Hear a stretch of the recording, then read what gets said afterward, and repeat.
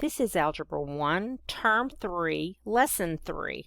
We continue our work today with inequalities. We're going to expand into systems, and we're going to do a really fun building thinking classroom task. Now, I have this scheduled for 1 to 2 days.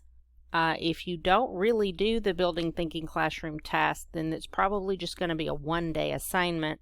But I want to start with the building thinking classroom task. And here it is.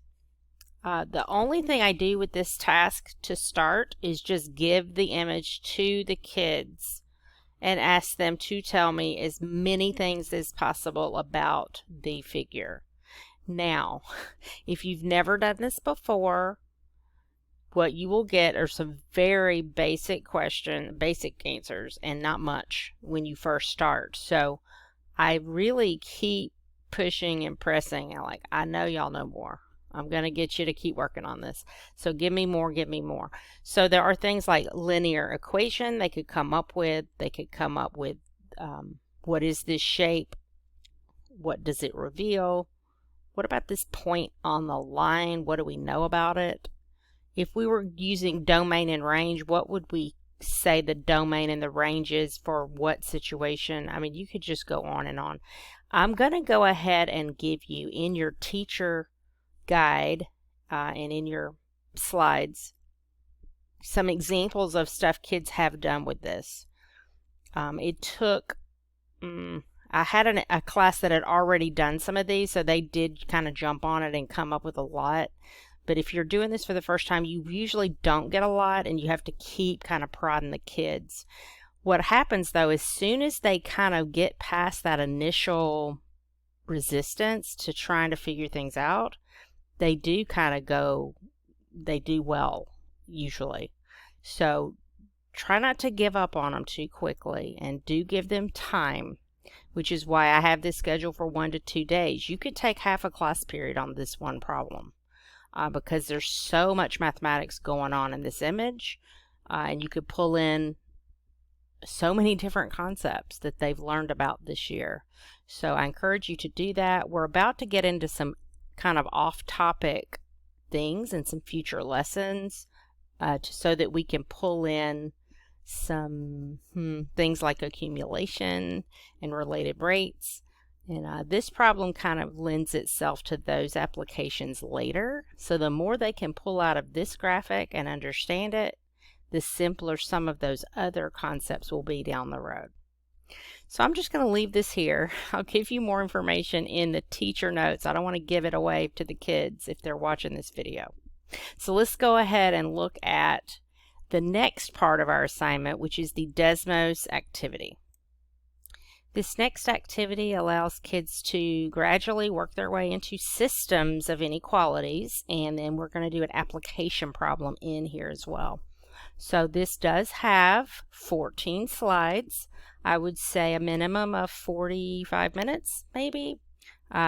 Again, this is a foundational piece, so take your time, don't rush through this assignment. This also helps you review some of the topics from the previous lesson. So we'll start on slide 1. They're going to indicate 2 solutions and submit, and it's going to check their solutions to see if there are inequalities.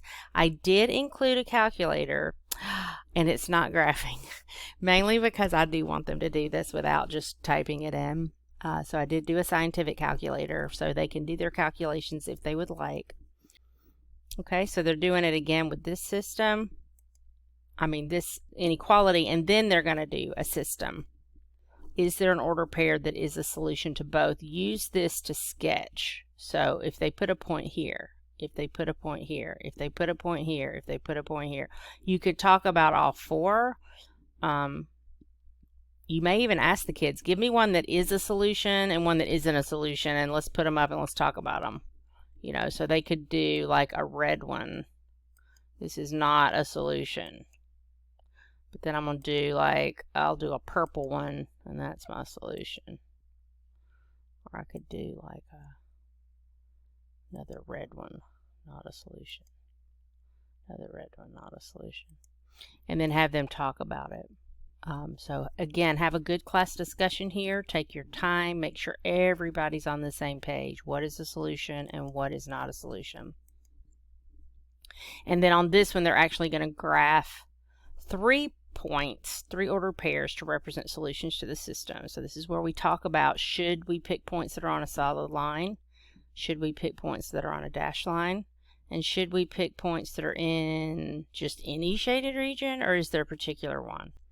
And then this one gives you a sample point that is on both lines. So just because it's the solution to the linear system of equations, does that automatically make a solution to a system of inequalities? So that's where we get back into the discussion of this less than versus less than or equal, and what is the difference.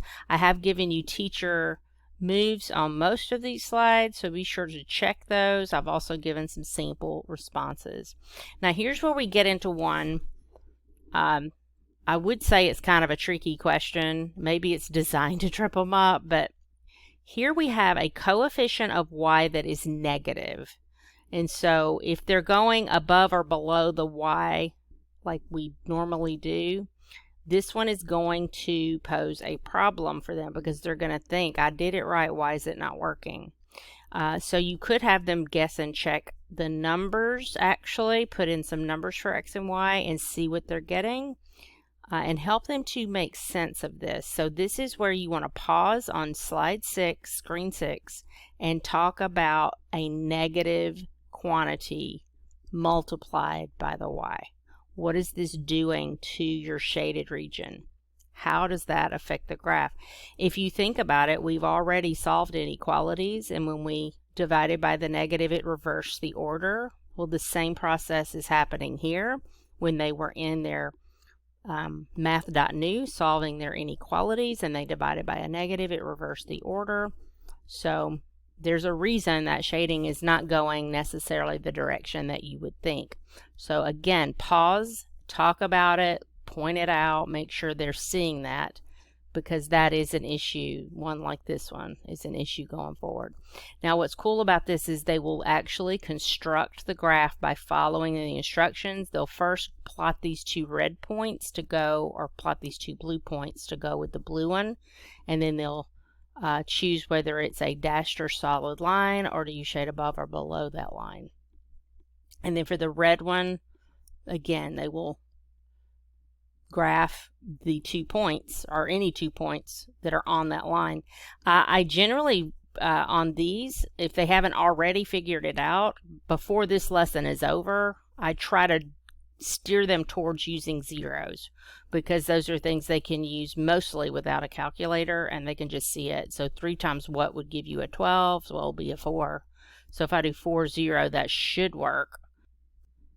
This is a sketch, so they can actually sketch these again over here to kind of help them make sense. Sketch on the graph to help with your thinking. So this next problem, we're going to be working with an application problem, and they're going to be coming up with solutions that fit the scenario. They know they have 500 people, and individual tickets have 1 person, will admit 1 person, and couples tickets will admit 2 people. So I'm having them list all the possibilities or combinations they could use for 500 people. So let's say we max this out and we have all 500 people in the dance. Then what are the possible numbers of individual couples tickets that would give us exactly 500?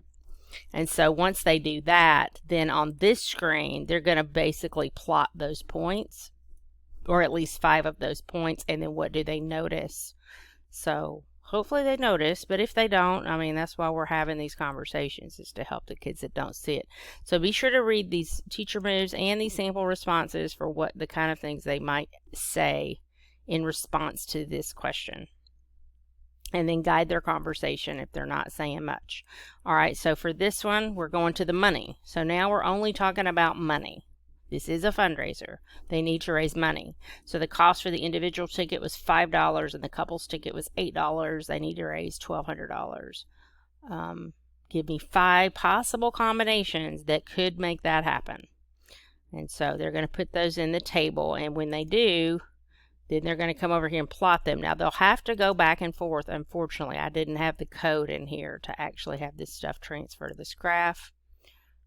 I'm not that great at that part, but they can just take those same points if they want and plot them here, and then tell me what they notice about the points. Now, at this stage, they're going to put them together by writing two inequalities to model the scenario. It does not matter the order that these are in. So they could do the first inequality was about the number of tickets. So what kind of inequality would you choose? Would it be a less than or greater than? Would it be dashed? Would we include the numbers on the line or not include the numbers on the line, and so forth? So have a conversation about all that stuff. And I would pace your kids to these few slides at this point. Make sure they're not off doing something else. And then once they've done that, they're going to actually graph their inequalities. So it's going to put their inequalities here, and they're going to be able to graph them. Blue and red, so whatever their blue one was, so whatever they decided to put there will be that one. Now these are labeled so they could actually see the points on them, which is kind of cool. And then they're going to place these on this graph. And then finally they need to come up with three possibilities to represent solutions. And then a good conversation to have here is, what do these solutions mean? I mean, why is this a solution? Is it a good thing if they get these numbers? And tell me what is happening. So they need to talk about the number of students, or the number of individuals, the number of couples that came, or the number of people. How many total people were there here? All right, so that's it for that activity. Once they finish Desmos, they're going to move on back to their slides. Now this is super fun. They're going to be using PolyPad to do this part, and they're going to be creating their own random inequalities. They will need the Desmos graphing calculator, so they might want to just pull that up and have this out side by side while they're working, and that's exactly what I'm going to do. So I will show you this, and we'll actually do one together. Okay, so I have gone into the PolyPad, and this is what they're going to see, and it does give them some additional instructions on the slide. So you may have them read that, or you could read it to them, or you could even display it in front of your class while they're in here so that they can remember. Now I've shrunk mine down and moved it over. So here's how you close this here. They may want to do that. This pan tool lets them move this around, and the minus lets them zoom out. They may want to do all that stuff to get it down small enough to where they don't wreck the whole thing. Now the slide tells you to first click on these to randomize. So I'm going to use the move tool, and I'm going to click here, and the word randomize pops up. So that's going to tell me the symbol I need to use is number 3. So that's the less than or equal. So over here in my calculator, I'm just going to type in y is less than or equal. All right, next I have to choose a plus or minus. It says to spin twice. So I'm going to click here and spin. And that came out negative, so that means I do need a negative for my slope. And then I'm going to click on this die, and I'm going to roll it. And that came out to be a 1, and then I'm going to click on this one and roll it. And that one came out to be a 6. So I'm going to do 1 divided by 6. All right, and then I need to put my x. And then I have to roll this one. I need to roll this one again, though. Let's do a spin. Let's see, it was green. So let's make this positive. So we'll do plus. And then we'll spin this one. And that one's a 6. All right, once that happens, I now have my Desmos graph. So let's open this up so y'all can see it. So here is the full graph, and we need to label it. So let's click on the graph settings and put in an X and a Y. Now we are told in the slide to put 3 solutions to this inequality. So we need to choose a point that's either on the in the shaded region of the graph, or we can choose one that's on this line, because this does say equal to. So I'm going to choose 0, 6, because that one's pretty easy to spot. It's right on the y-axis, and it definitely is a solution to this one. I'm going to label it. And I'm going to choose another point. Let's do one in the first quadrant. So let's do 4, 2. And let's do one over here in the third quadrant. So I'll say -6, -1. These are just random points. They can be anything as long as they are solutions. All right, now that all those are labeled, I'm ready to export the graph. I'm going to export this graph and I'm going to put this on the slide. I'm also going to put a picture of this equation on the slide.